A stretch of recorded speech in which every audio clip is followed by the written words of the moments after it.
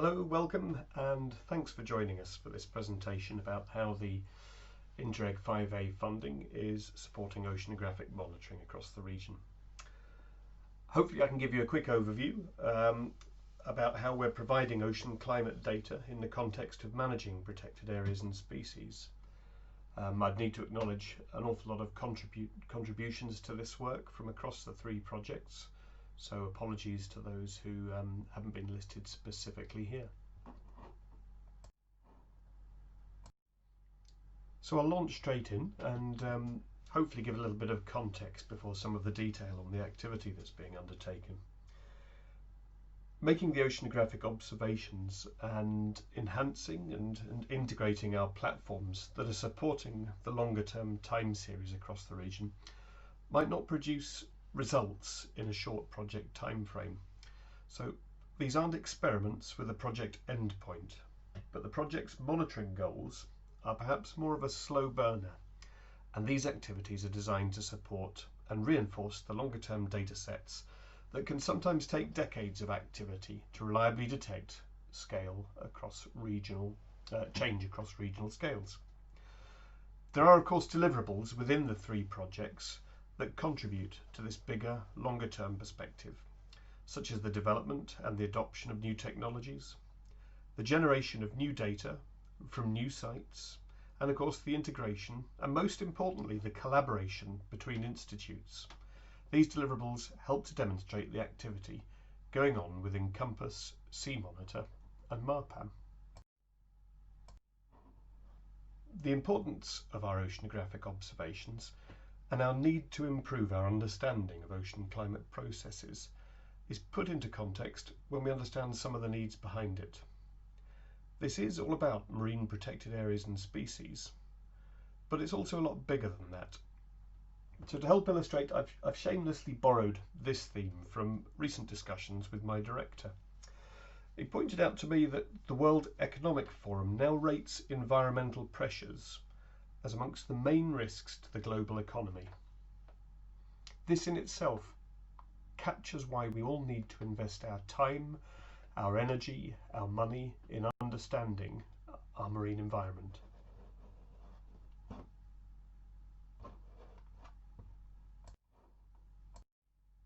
So in response to the societal pressures and through a process of consultation with the three relevant governments, INTERREG 5A aimed to address just some of the pressures by encouraging common approaches, cross-border capacity and increased understanding. The three projects, COMPASS, MarPAMM and SeaMonitor, all tackle elements of this call, and the oceanographic monitoring, whilst mainly being addressed by the COMPASS project, is important for all.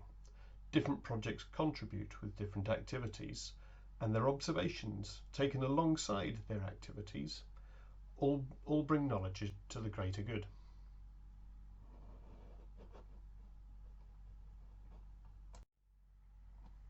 The parallel use of similar technologies and approaches across the three projects, using some of the latest available technologies, aims to provide us with information on both the ocean climate, as well as species and habitats of conservation importance. This slightly chaotic picture that you see here on the screen should become more structured and cohesive due to the efforts of the partners involved and the focus provided by the requirement for information, for models and for management plans, which supports the management of the marine environment on regional scales. We're all too aware of the complex relationships at ecosystem level that allows our natural systems to function effectively. A focus on any one species or any one oceanographic factor would probably be ill-advised. That said, prioritising specific parameters, pressures and indeed species has to be done as we understand more about the pressures and our environment's likely response to these pressures. Climate change predictions dominate both the media and the scientific literature, with predictions of what the change may or may not be. The scientific uncertainty in these predictions sometimes fuels cynicism and critique. The predictions of increases in temperature, for example, will bring changes that we cannot entirely predict, and the ecosystem's response will vary in both time and space. Direct and indirect pressures will result from this change, and to illustrate that, I'll draw your attention to the wave climate on the right hand side of this panel, where we'll see areas that will experience significant increases as well as significant decreases in the wave climate. This will have knock-on effects such as changes in the turbidity, the mixing layers, and the energy available for example, for energy extraction. The erosional forces, of course, will also be changed on our coastline, meaning there's potential changes in our structures that we see along the coast. And new habitats may be both created and destroyed over this next century, if even the most conservative predictions of sea level change hold true.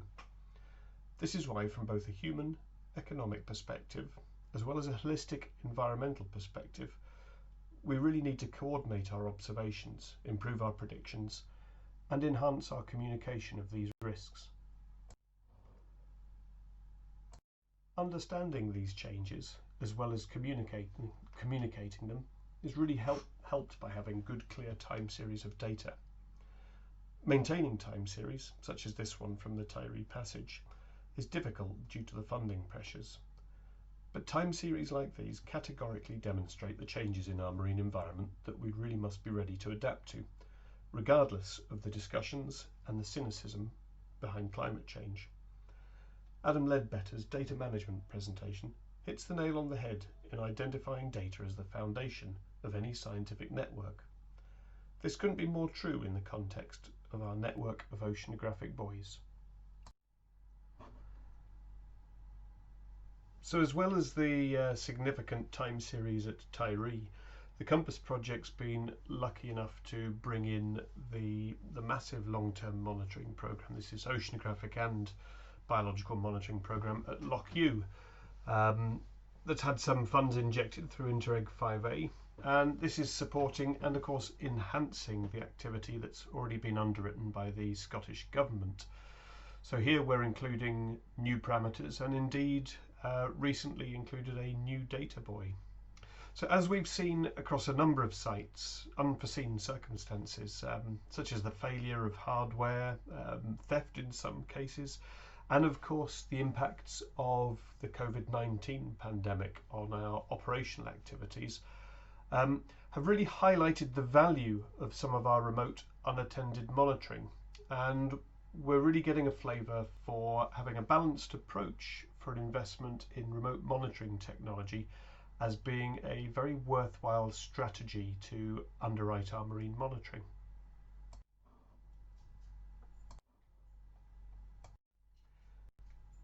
At Mace Head, the Marine Institute has established an entirely new monitoring location, which is co-located close to the Mace Head Atmospheric Research Station, which of course allows us to better pair the relationships between the climate and the ocean. So INTERREG funding at this location has provided the Marine Institute the opportunity to develop and deploy an entirely new platform for the monitoring buoys in the Irish Marine Monitoring Network. And the open approach of the Institute and of course the European funding support has meant that this technology and this development has been available for other partners to adopt. And here we see some of the crossover within the partnership Western Irish Sea moorings run by AFB. At the Western Irish Sea moorings, new sensors and parameters are being integrated into and a whole new telemetered data buoy based on the Marine Institute's architecture is soon to be deployed. So what's that likely to tell us? Soon to be deployed. So what exactly will this tell us? Well, all of these moorings that you're seeing across Scotland, Ireland and Northern Ireland are indeed showing us elements of our ocean climate. And by understanding the oceanographic processes in a region, in this case in the Western Irish Sea, the stratification, we can start to analyse factors such as the stratification onset dates, its mixing and breakdown dates, the duration, of course the stratification strength, and we can start to understand, in this case, the potential impacts of climate change upon the system.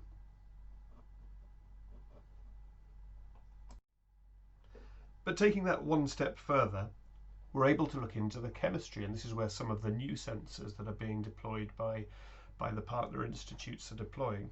And being able to monitor nutrients for this example, we've been using established methods such as manual sampling at Loch Ewe and RAS samplers in the Western Irish Sea. But then by deploying some of the newer optical sensors, we stand to better understand the eutrophication processes, as well as our ecosystem's response in terms of when these nutrients are drawn down or when that primary productivity starts to bloom. And the importance of that can really be seen when we see how the food chain starts to structure in the marine environment. So work undertaken by the INTERREG partners at Loch Ewe, Cronin and the 38A monitoring sites, and this is outside of the INTERREG funding process, has been critical in identifying regional changes at the foundation of our food chain. So these monitoring exercises, by partnering with other experts from the plankton community, such as at Plymouth, CFAS and SAFOS and the Environment Agency. So this group has collaborated to get a much broader perspective that wasn't previously possible. INTERREG 5A funding, whilst not supporting this exact activity on plankton monitoring, is enhancing the capacity to monitor the oceanographic conditions at these key regional monitoring locations. And these changes that I'm alluding to here have been strongly linked to climate change.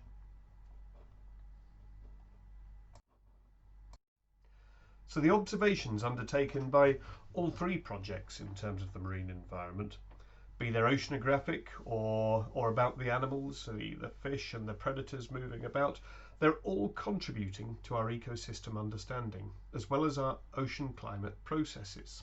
So that includes the biogeochemical processes, the responses of fisheries, species and habitats, and it brings us, with that concept in mind, right back to the INTERREG ambition of improving understanding. So alongside the methods that are routinely deployed, such as this rosette, by the partners in their oceanographic studies, the projects are also starting to deploy some new types of platforms, so not just buoys with sensors, but also these gliders. And oceanographic gliders, augmented with different types of recorders, have been deployed by both SeaMonitor and the Compass project, which is providing insights into not only the acoustic environment, but also the location of migratory fish and marine mammals.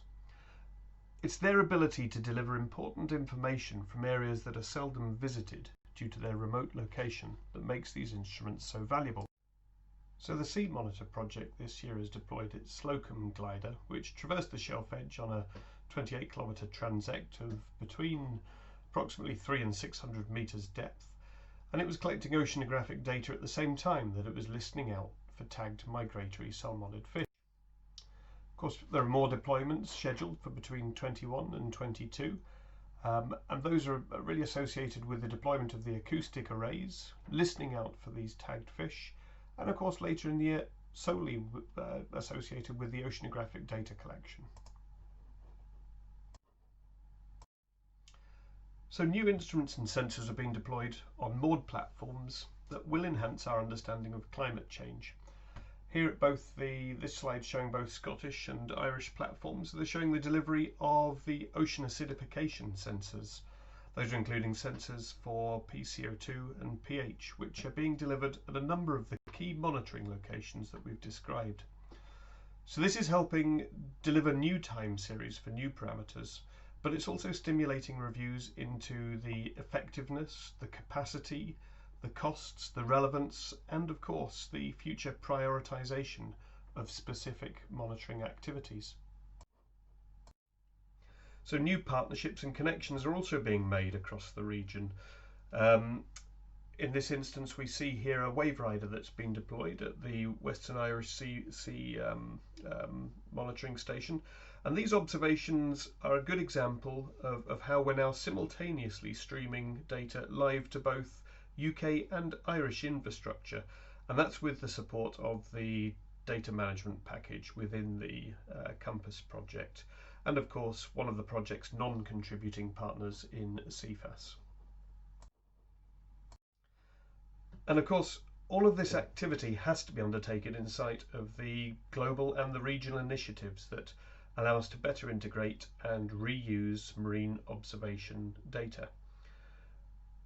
These observations are expensive and their value is enhanced by their rarity. So undertaking our observational activities has to be done in parallel with our data management work package, and all three projects have taken an active role in engaging with these organisations that support the accessibility and the reuse of marine data.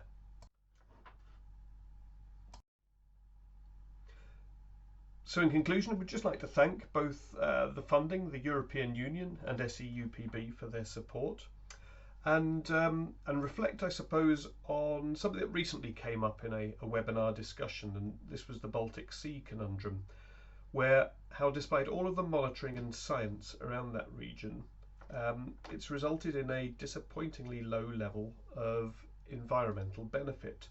So these projects have shown good levels of collaboration between the partners and across national borders, and most importantly with the stakeholders and the policy customers. So hopefully we've got an opportunity here within this region where we can work towards a much better coherence in environmental regulation and learn from that Baltic states example. Anyway, I hope the presentation has been informative and it'll allow us to further a good discussion during the webinar. Many thanks. Bye-bye.